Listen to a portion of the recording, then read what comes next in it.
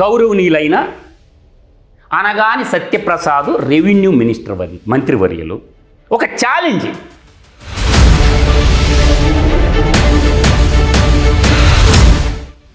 ఇంత కాడికి పీకి కట్టలు కట్టే పని ఏముంటుంది రెవెన్యూ మంత్రికి నాకు చెప్పండి.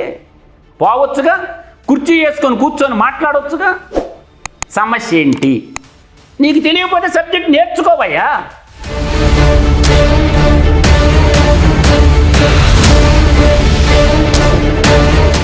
ఇప్పుడున్న కూటమి గవర్నమెంట్లో ఎనీ కైండ్ ఆఫ్ మినిస్టర్ రావచ్చు.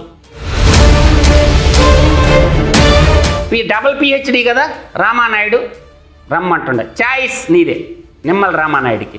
నీ ఇష్టం వచ్చిన నియోజకవర్గం సెలెక్ట్ చేసుకో.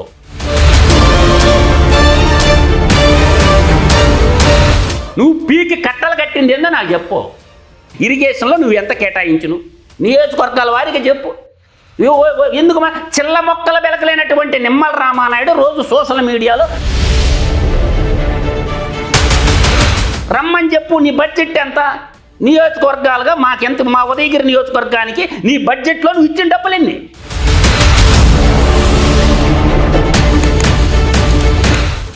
కులాన్ని, మతాన్ని, ప్రాంతాన్ని అన్నిటినీ పక్కన పెట్టేసి ఒక నాగరిక సమాజం ఎటువంటి నిర్ణయం తీసుకుంటుందో అటువంటి ఒక ప్రజా చారిత్రాత్మక తీర్పు ఇచ్చారు జగన్మోహన్ రెడ్డి. వాళ్ళకి జగన్మోహన్ రెడ్డి సినిమా అయిపోయింది.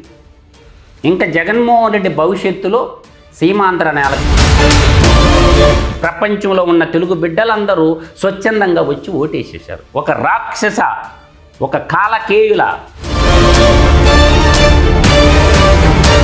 న్యాయస్థానాలు ఎవరి మీద కొరడా దులిపిస్తాయంటే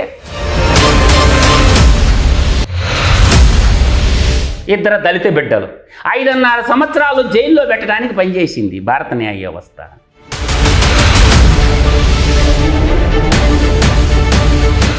నమో భారత్లో సాక్షాత్తు కోర్టు కూడా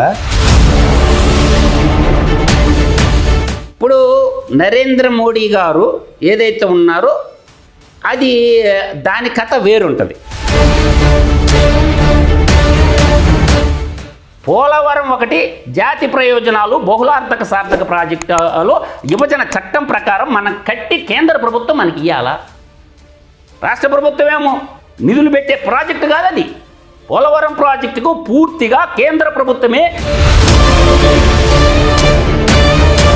నెల్లూరు జిల్లాలో రాజకీయం ఒక వైవిధ్యమైనటువంటి రాజకీయం ఉంటుంది.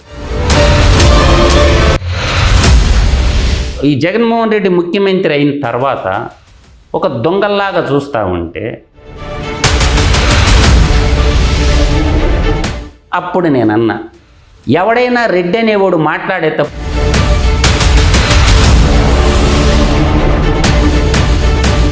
జగన్మోహన్ రెడ్డి చేసిన దోపిడీకి వాళ్ళకి ఏమన్నా సంబంధం ఉందా?